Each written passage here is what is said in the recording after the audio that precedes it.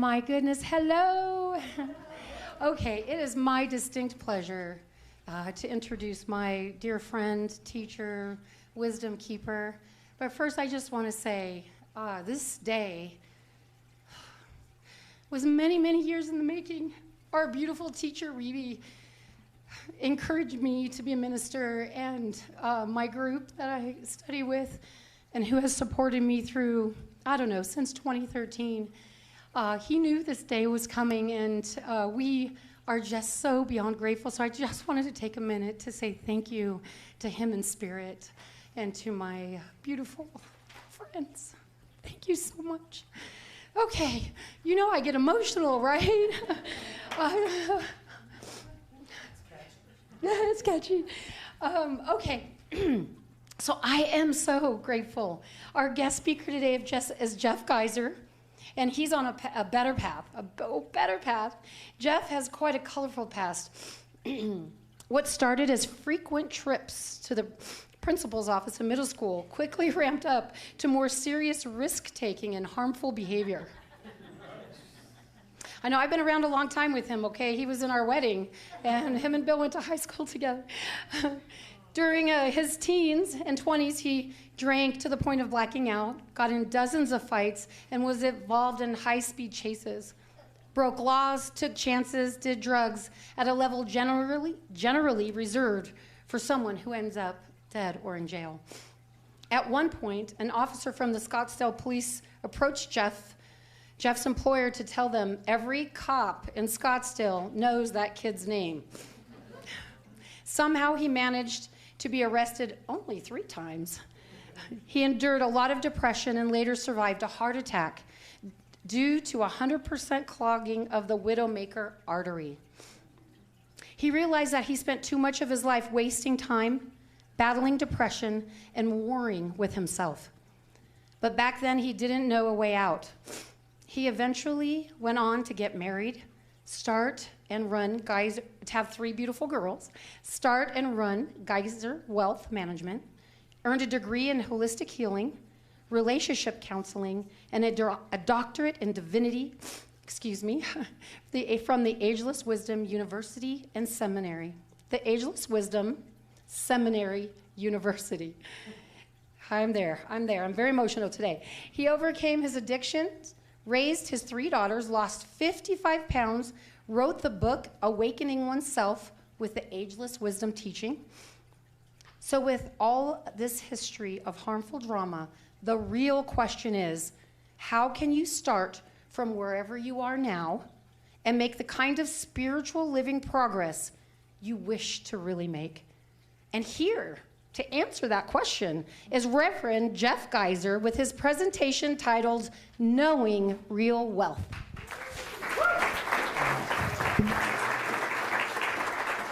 Thank you, Tracy. Thank you. Thanks. Thank you, Tracy, for that disturbing introduction. I have not been asked to speak in Scottsdale. This is actually my first time ever being introduced as Reverend and my first time giving this talk. So all of your high energy and smiling faces create a very warm welcome, which I thank you for. There is no place I would rather be right now than here with you discussing real wealth. And I'm going to do my best to pack 30 years worth of lessons into 25 minutes. Are you ready? Okay. I hope it will inspire you to make new decisions and take new actions to bring more prosperity, joy, and abundance into your life, center, and community. I would love to open with a meditation that I was introduced to in the Ageless Wisdom Teaching. Its purpose is to invoke the energy of our higher divine self. It's called the Ray of Power, and the words are going to come up on the screen. You're welcome to close your eyes and listen to me and to everybody else, or you can read along. At the end, we'll say 1 Om. So take a deep breath and relax. May the energy of my divine self inspire me and the light of the soul direct. May I be led from darkness to light, from the unreal to the real, from death to immortality, from chaos to beauty.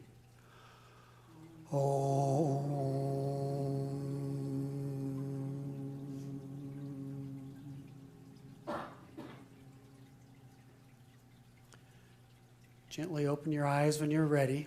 And welcome back to your center. When I say center, what comes to mind? This building? The community of people? What about the sacred center of your divine inner self? We can discuss and ponder real wealth, but you will only know its essence attuning to your real self. So what is the real self and how do you access it? Well, there's a beautiful hint in the name of your center, spiritual living. So what is spiritual living? The Ageless Wisdom teaches that spiritual living is when you use your free will to choose life experiences that help you raise your frequency vibration, increase awareness, help you heal, and move forward, upward, and inward on the infinite path of progress. These life experiences can take a lot of different forms, including prayer and meditation, purifying yourself physically, emotionally, mentally, praying and meditating, studying and practicing wise ways of being, walking your own path of service, initiations, and enlightenment. Spiritual living causes important changes in you. Visions of future possibilities expand in your mind's eye. You more readily recognize opportunities. You sharpen your decision-making skills about how to spend your money, energy, time, and attention.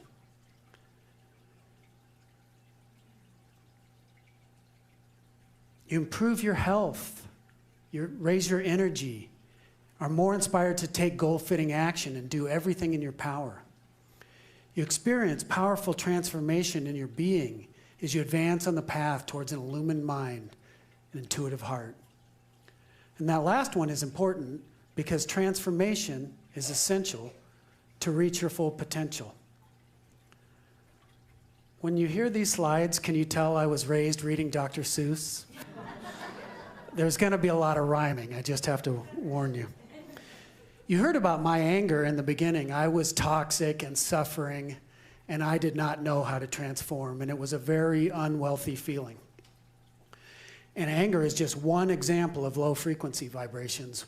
Whenever you're feeling angry, anxious, attached, or afraid, you know it, and it doesn't feel very good. If you're irritated, stressed, or depressed, it drains your energy. Well, spiritual living is the energetic antidote to those and all other draining ways of being. I began my journey to free myself from suffering. When suffering still arises, as it does from time to time, I treat myself with compassion.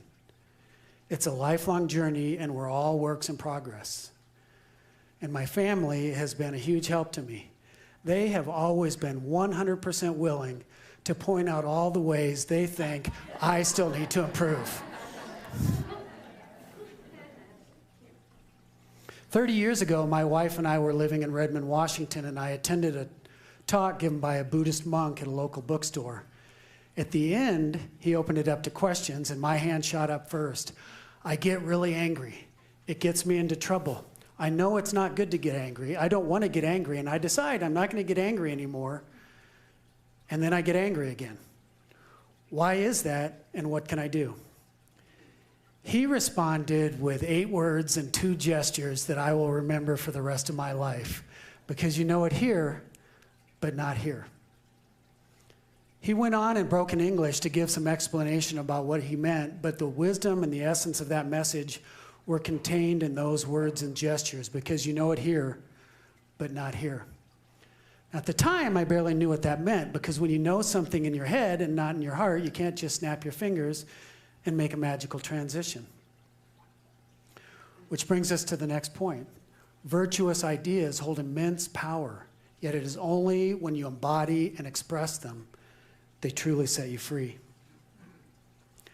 So if we understand the value and the high energy that flows from practicing virtues like love and patience, why haven't we all perfected them? Well, the path of perfection is infinite. We get easily distracted. Change is hard, and we can be very set in our ways.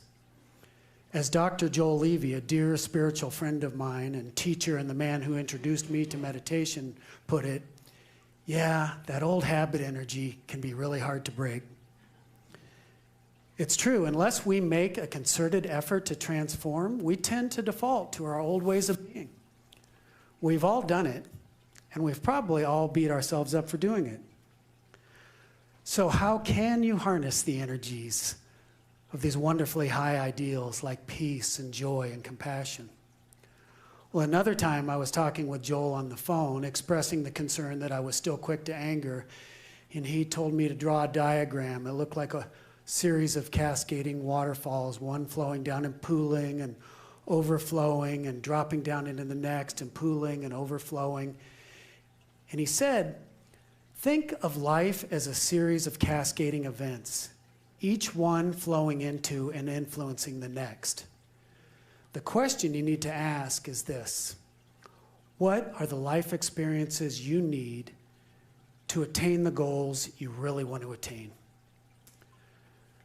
I racked my brain and carried that question around with me for months. What are the life experiences I need to free myself from anger? And I intensified my longing, and I felt like I held a key with me. Just having the question was going to be enough to give me. Am I plugged in okay? And a few months later, I met my Ageless Wisdom teacher. I studied with Dr. Ribhi M. Kalla at Ageless Wisdom Seminary University for more than 12 years. And he taught me to bring prosperity and abundance into life takes practice. And you have to take action if you want to make it real. He impressed upon me, and I would love to impress upon you, go inside. Find your real self and express that. Go inside, find your real self, and express that. It's very powerful. Be intentional about it. There was a realized Kriya yoga master named Paramahamsa Hariharananda. Thank you, Bob.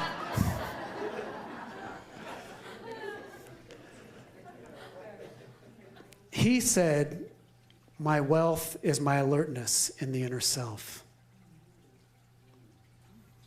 Those words symbolize something you can only attain through practice. Eckhart Tolle calls it observing the intensified sense of aliveness in your inner self. It's not your body, it's not your thoughts, it's not your mind, but your inner energy. So just take a moment now and see if you can sense your alertness in your inner self. And remember, as you go forward throughout your day and the rest of your life, to revisit your sacred inner self often. If you want to make the most progress possible, two things can catapult you. Practice and find the right teacher with the right teaching. The more you take time to tune in, discover, and know your real self, the more you'll always have access to real wealth. At one point, I decided I wanted to write a statement that captured the essence of what real wealth meant to me. And so I wrote out various versions and edited it and conversed with confidants and slept on it and generally did not let the matter rest until I settled on a statement that spoke to me. And what I decided then, 17 years ago, is still the signature line of emails and the impetus for very much of my life work. All that reflection and self-inquiry boiled down to one simple personal truth. Real wealth means establishing the independence to spend your time, energy, and money doing the things you're really inspired to do. Now, let's review. Where do you establish your independence? Anybody want to say it out loud? I see some gestures over here. Yes, inner self. That's the only place you can ever establish your independence. Who put that there? Try a little experiment. Point to yourself. And then ask, is that my real self? That's what you have to figure out. What is this life I think of as myself? And how can I establish independence in it? That's the hard part, the transformation required to take it from head to heart.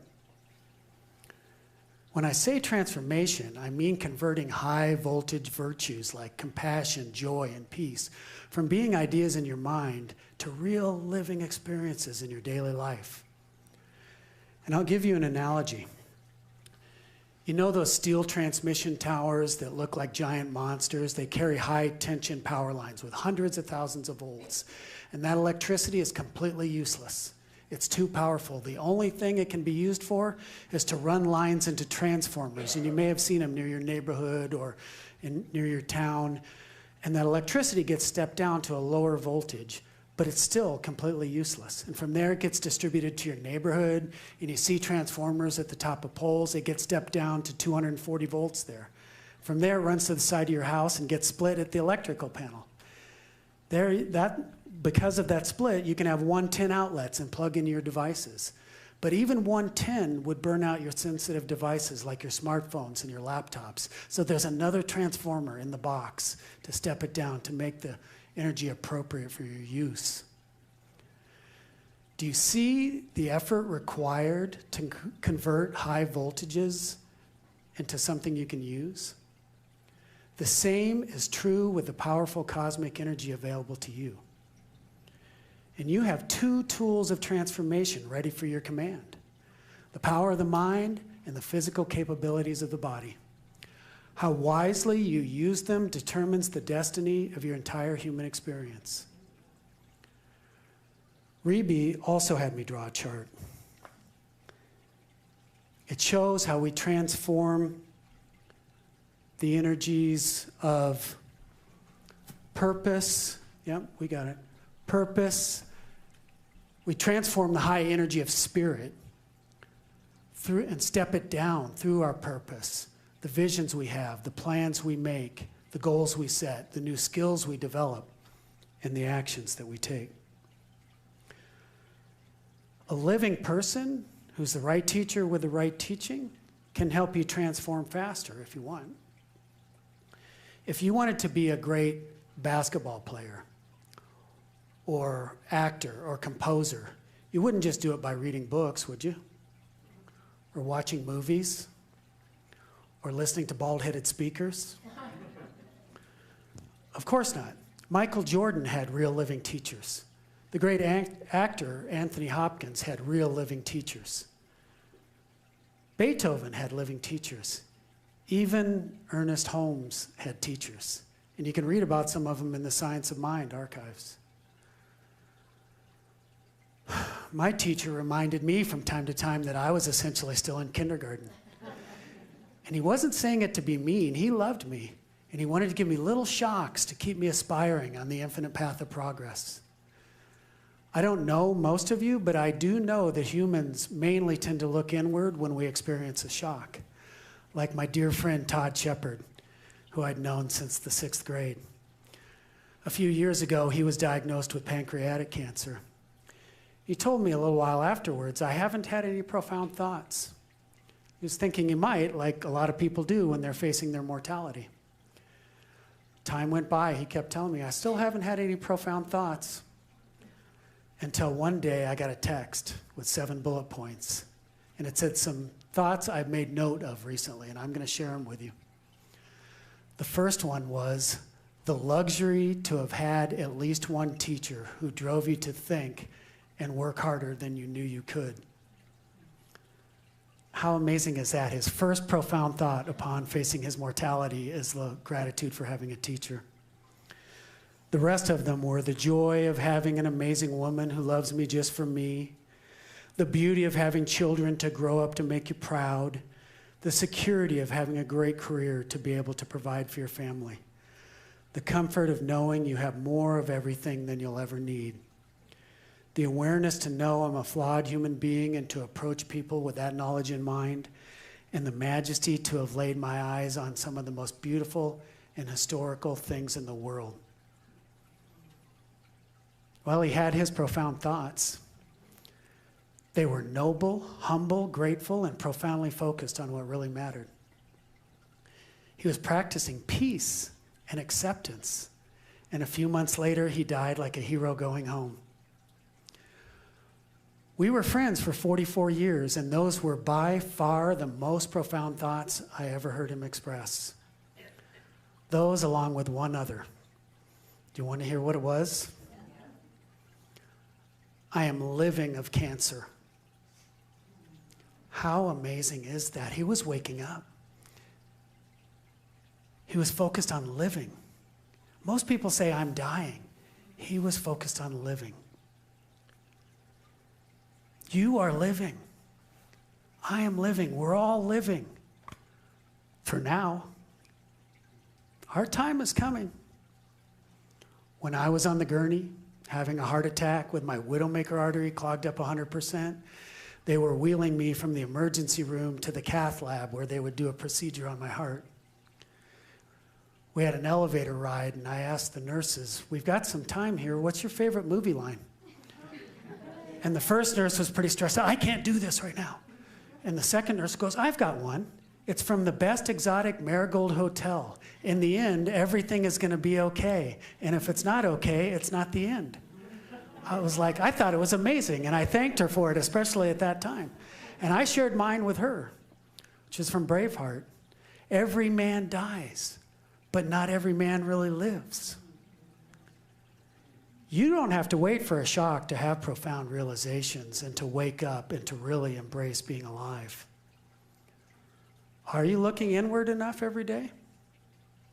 What are you really inspired to do with the time you have remaining? Another quote, all the power of the universe is with you. Feel it, know it, then act as though it were true. You know who said that?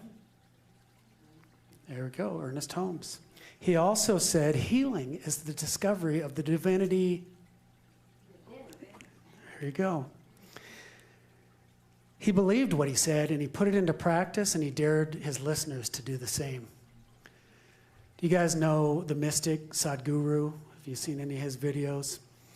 Mystic, yogi, visionary teacher, wise world server. He said, once you turn inward, you will find infinite expansion.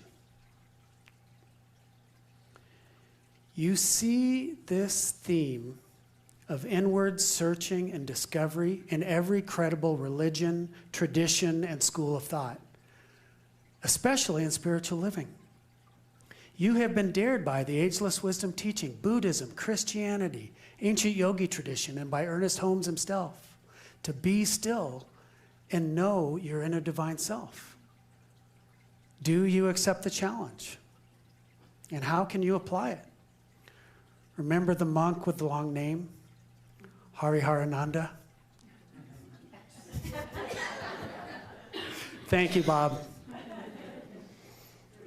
He also said an ounce of practice is worth tons of theories. You must meditate daily. Watch the changes in your behavior and in your character and in your habits at every moment on a daily basis. Every day you are growing and getting older. So every day you are to watch and ask, how has my life changed? How committed are you to knowing real wealth? Will you redouble your efforts to be your real self? You know the saying, when the student is ready, the teacher will appear? Well, are you working to make yourself ready? Wherever any of us are on the journey, there's always someone a couple steps ahead of us who can help us along the way. And the right teacher with the right teaching can help you turn theory into practice. Will you recognize the opportunity to accelerate your progress? Will you seize it? I was inspired by the life of my teacher in many ways in my time studying with him. And I was also inspired to write a poem called Right Teacher, Right Teaching. I'm going to share it with you, and I dedicate it to Dr. Ribhi M. Kalla and to all wise teachers of all time. So here it is. Right teacher, right teaching. Lifetime serving, love unswerving, the teacher always teaches. His body's mind and beingness extend from furthest reaches. His sacrifice and caring, honesty and wisdom, respect, nobility and peace cause highest realms to reach us. He knows and lives and shows us an energetic ocean of kindness, giving, gratitude, beauty, and devotion. Not just 1 or 2 or 3 lives does he spiritually transform. His purpose, vision, plan, the reason he was born, expand to serve 10 billion souls, the planet life, and more. Expressing grateful thanks is not enough to do, as gently he'll remind us the work is never through. And when each student's ready, the teacher will appear to guide and share the wisdom and be a harmless mirror. He knows and shares eternal love, not bound by time or space. The cosmos will reflect in him and shine out through his face. To live the ageless wisdom ways, make actions, goals, and plan, build new skills, and live your days with vision and high purpose. Know and love your fellow man with compassion and right service. For those of you that don't know, this is Dr. Ribhi M. Kalla. What life experiences do you need to embody the energies that you really want to embody? What new decisions will you make? What new actions will you take? Will you be ready for your teacher to appear? When you find the right teacher with the right teaching, nothing can stop you. Do me a favor, raise your hand if you are any kind of coach, a counselor, a mentor, a prayer practitioner, a reverend, a teacher in training, or a preacher. And keep them up for a second. Now look around. You may not have to go very far to find someone who can hold you in tension. Thank you. Inside or outside of this room, who is the wisest person you know? Why not reach out and have a conversation? You're never too old to redouble your efforts. It's never too late to build the bridge to your inner self, to go inside, find your real self, and express that on your infinite path of spiritual living. Make sure you do the work to take your ideals from here to here. Your inner divine self is calling. Will you respond? Your inner self is your higher self. And when you build that bridge, you become the embodiment of your real self. And what, dear souls, could ever be wealthier? I wish you all love and joy and beauty and blessings in all your adventures, especially your inner journey to knowing real wealth. Thank you. Namaste. Thank you. Thank you. Am I still hot on the mic? While I'm here, how about Hazel's